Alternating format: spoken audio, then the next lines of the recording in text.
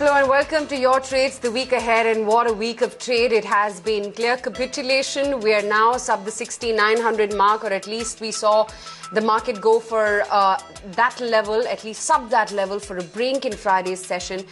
But yeah, a 6.7% slide, who would have thought it's going to be coming? Yeah, one just hopes that that little bit of strength that we saw on Friday for the Indian and the global markets lasts well into next week, and there is a semblance of sanity, because otherwise it's been a very sharp cut indeed. Yeah, technical bounce definitely could come in. Not quite sure whether it's going to be a meaningful uptick or not. But just take a look at how the week has been. Really clear disaster. 7% slide for the index. We went sub the 6,900 mark, saw a bit of a recovery come in Friday, but the Nifty alone has lost a good 500 points. And yeah, the carnage across the broader market has been equally heavy, with the small caps losing about almost 8.5%. Lots to chat about and lots of big faces joining us on the show to really analyze what went wrong in the market, and a slew of experts. Prashant Jain from HDFC AMC, Bharat Iyer from JP Morgan, S. Narain from ICICI Prudential AMC, Saurabh Mukherjee from Ambit Capital, Sridhar Shivaram from Enam Holdings will all be joining us through the show to walk us through how trade has been and what it's likely to be like. Mayuresh Joshi from Angel Broking and Mitesh Thakkar as well to talk about the near-term outlook for the markets. Remember, the point that we are trying to drive home, though, is that while it is not necessary that this may be a bottom, traditional or the historical analysis does point towards us being closer to a bottom as well. December 2008, at levels of 2,200 for the Nifty, we were trading at 13 times earnings. The market bounced back from those levels. December 2011, at 4,500 for the Nifty, we were trading at 16 times or 15 times, and the market didn't find a bottom. This did find a bottom. This time around, we are at 13 times. Is this a bottom? Time will tell, because the globe looks a bit shaky. But are the valuations compelling? Yes, they are. The only hitch to all of this is what's happening in the global markets. And remember, that big thing, or the big voice this week, was of the Fed chairman. In testimony prepared for the delivery to the House, the Financial Services panel, Janet Yellen said that financial conditions have become less supportive to growth for the US markets. She sounded a bit more cautious about the outlook for the US economy. Let's listen in. If the FOMC delayed the start of policy normalization for too long, it might have to tighten policy relatively abruptly in the future to keep the economy from overheating and inflation from significantly overshooting its objective. Such an abrupt tightening could increase the risk of pushing the economy into recession. It's important to note that even after this increase, the stance of monetary policy remains accommodative. The FOMC anticipates that economic conditions will evolve in a manner that will warrant only gradual increases in the federal funds rate.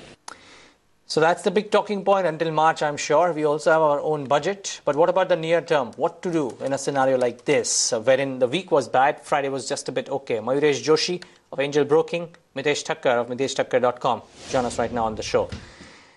Good having both of you, gentlemen. Thanks so much for joining in. Mitesh, a bad week, little bit of a strength, if you will, in Friday's session for the Indian markets. Very difficult to say what will happen next week. Hi, Rich. I think yes. We've been able to trade on the downside. Now we are in a situation which is extremely oversold and possibly liable for a reversal.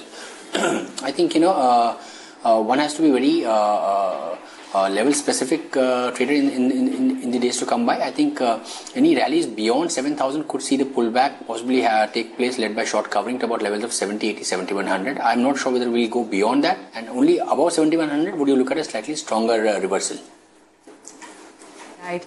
Okay, key earnings as well had a major role to play in the way that some of the stocks actually behaved. So let's bring on board Poonam then to highlight the results this week. Well, quite a few major results this week. Starting with State Bank of India, it was a major disappointment. The NPAs rose to a near two-year high. The gross NPAs rose by nearly 28%. Stress assets are as high as 6.22%. And also the management states that the GNPAs for Q4 is likely to be as high as Q3. Lupin results were pretty much above the estimates on account of strong US as well as strong European markets growth. The net profit, although was down nearly 12% on a YOY basis, basis, margins also declined slightly to 26%. In terms of Tata Motors, the results was marginally below estimates. The JLR margins did disappoint during this quarter, coming in at 14.4% versus an expectation of 14.5%. In terms of BAIL, the loss itself was much higher than the most pessimistic estimates. Also, the management itself have made provisions to the extent of over 1,000 crore due to possible cancellation of orders, and as a result of that, the company did post a loss. Lastly, it is ONGC, wherein the results were pretty much below the estimates on all grounds. The margins also did remain at 43%, but the realizations have also risen to nearly $44 per barrel.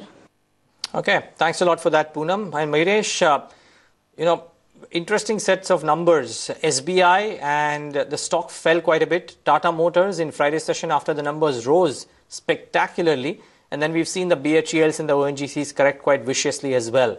What stood out for you? Evening, Neeraj. I think out of all the numbers discussed, probably Tata Motors is something that we'll continue to like. If one really assumes the volumes that have seen degrowth in China, I think the other markets are making up for that. And clearly, if you look at the EBITDA margins, I think there were one-offs there in terms of how these spends have come through. They'll still come through with new platforms expected to come over the next few quarters. So Tata Motors from a valuation perspective appears quite reasonable at this point of time. I think the other numbers, including BAIL and ONGC, clearly disappointed. They've got still issues on their balance sheets, which will take time to get repaired. And again, I think at least a couple of quarters is what one should ideally give to see some consistent performance come through. So I think Tata Motors is something that stood out. Sun Pharma was quite reasonable in my opinion. Lupin gave a good set of numbers, but again I think a lot of companies probably disappointed in this week, and the larger ones, specifically on the capital goods side, have shown major disappointments. Right. Well, that, of course, was the highlights across the large cap universe, but it was absolute carnage for the broader markets as well that were hammered out of shape. The mid-cap index has managed to lose a good 7.5% this week, and even more amount of pain when it came to the small caps. In fact, this week, the index has come off rapidly from its all-time high, with many names of individual movers falling quite like nine pins. Avan joins in with all the details. Avan, Wockhardt has corrected, what, 56% now from the recent highs? Yes, in fact, it was a big casualty this week, losing about 30%, a big miss when it came to the overall earnings as well, where the profits were down 82% on a year-on-year basis. The top line growth very sluggish, down about 23%, and operationally, it was a disastrous quarter with the EBITDA down 84% and margins at a meager 7% versus 35%. The Shendra plant not being cleared also is a big overhang on the stock. Just Dial down 77% from the all-time highs, a big miss on the Q3 sales. And there was a delay on the launch of Search Plus as well. A big thumbs down, and the stock has seen quite a bit of FII selling through the week gone by. SBI Life Insurance as well as Nordea Emerging Markets sold shares of Just Dial. This Jubilant Foodworks, which declined for 9 out of the last 10 trading sessions, it's down 35% in the year already and 55% lower from the lifetime highs. Very discouraging set of numbers. The margins contracted, the profits were down 31%, and more importantly, the same-store sales growth at just about 2%. You had Page Industries, which has lost about 1,700 rupees in the last 4 sessions. It's down 24% in 2016. And it was an okay set of numbers, but clearly there's been quite a bit of disappointment on the result front in such a high PE stock. Margins contracted, EBITDA was up by just about 7.6%, and the PAT came in at 51.9 crores. Yeah, slew of pain across the broader market universe as well. Mayuresh, I don't know where to begin. Wockhardt, Just Dial, Page, Jubilant Foodworks. It's like the mega sale happening out there. Anything that would interest you, or you would completely steer clear because the earnings performance from some of these mid-caps has been quite close to disastrous?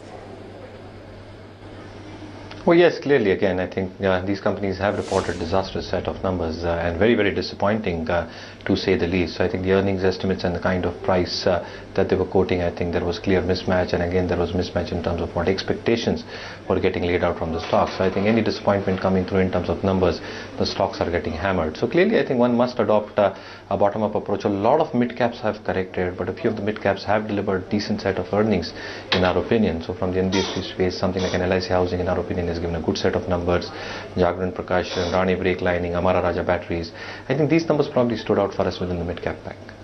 Okay, Mitesh, from amongst the broader end of the spectrum, these stocks, be it LIC Housing Finance, be it Jubilant, be it Wokhard, anything which has fallen a lot but looks like it will fall more? Yeah, I think I do believe that, a stock like LIC Housing for that matter. If you look at the historical chart, I think in sometime in June 2015, the stock had a weekly closing at about 399 400 levels. I think that's a very important swing support area. I think this week we've managed to bounce back from those levels, the intra-week low on Friday, or that is today being 393. But the pattern is quite negative. I think eventually it will definitely break below 399 400, and once we get a weekly closing or a daily closing below 390, I think there's a good chance that the stock can possibly head towards levels of 360 or thereabouts. Similarly, a Wokhard Pharma, while the damage has been extensive, I think there's no sign of reversal as yet. So maybe, on a bounce back, I would look to even short Wokhard Pharma. I'm not sure whether it will make a new low, whether it will go retest the lows, but I think this is not the pattern which suggests that the bottom has been made. Okay, gentlemen, stay on. Lots more to speak about. But as we head into the break, hear out a slice of the conversation that ET now had with some of the top voices this week. It's going to be a tough market at least for 6 months. And then you keep evaluating. I think the next point is we'll have to see what happens in the budget. And then we take it from there. But things are not looking that great. It's better to be cautious, better to protect capital. I can't see earnings come back in a hurry. So the next year consensus number even now is closer to 18%.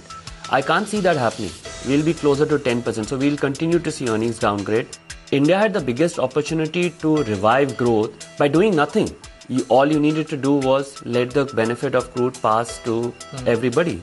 And this would have had a larger impact than I think what the government is currently trying to do, which is take the benefit, adjust the fiscal deficit. Commodity situation is obviously a global situation, but the problem is it has a big bearing on both earnings in our stock market, and it has a big bearing on our banking system. So if metals and oil keeps coming off, it will lead to stress further stress over and above what's already being anticipated in Q4. It will lead to more stress in the next fiscal, and beyond the point, the banking system will simply not be able to deal with that level of commodity stress. If liquidity dries up, again you have a challenge for the financial system, which then ripples back into the real economy. If corporates cannot borrow, they cannot run their businesses day to day, you get into a real jam.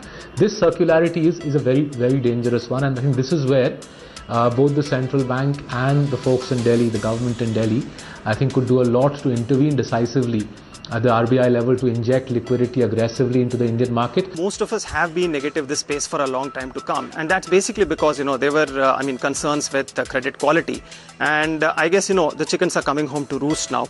We had a bunch of results yesterday, and you saw on average we saw the NPLs go up by about 200 basis points. You had banks which reported almost 10% NPLs and with restructured assets on top of it.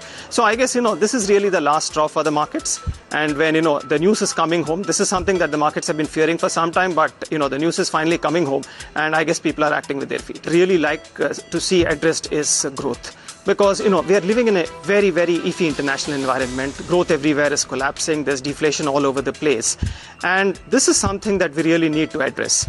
And I guess if we address this, and even if that means taking a haircut here or there, or not meeting other parameters as well as one would have liked to see, I think that will go down very, very well with the market. We need a very, very clear, unambiguous message that the government is pushing for growth.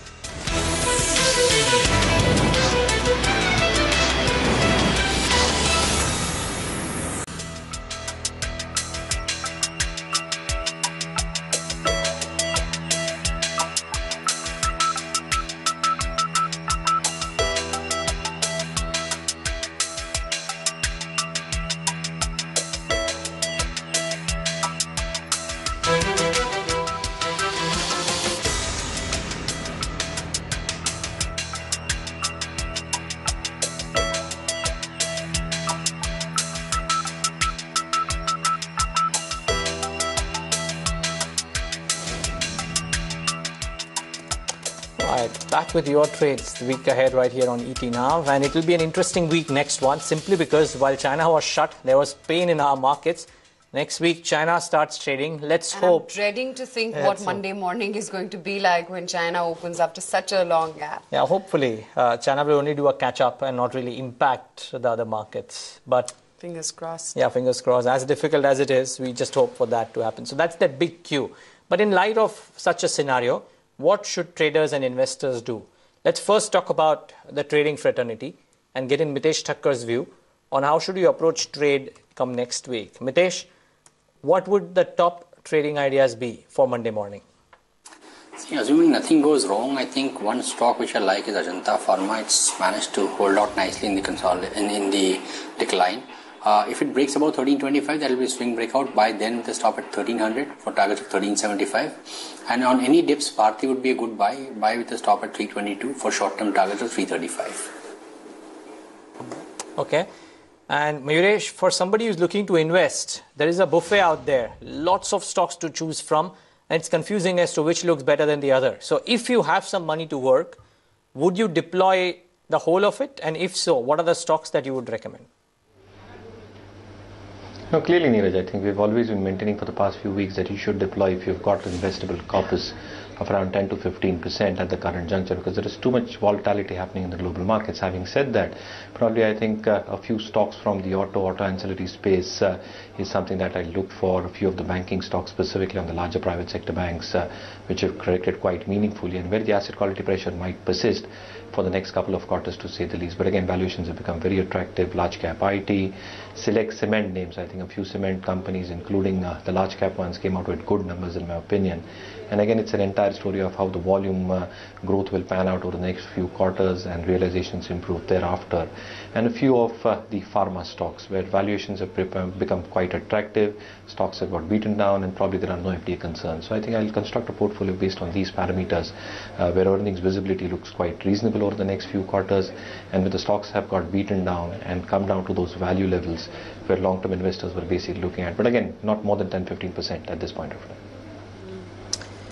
Okay, Mayuresh as well as Mitesh, gentlemen, good chatting with you today. Take a long pause this weekend, much needed break at that, and we'll catch you with all the market action on Monday morning. It's a goodbye then from Neeraj and me, and as we wind down this edition of Your Trades, here it out from Prashant Jain, the big market voice joining us this week on ET Now.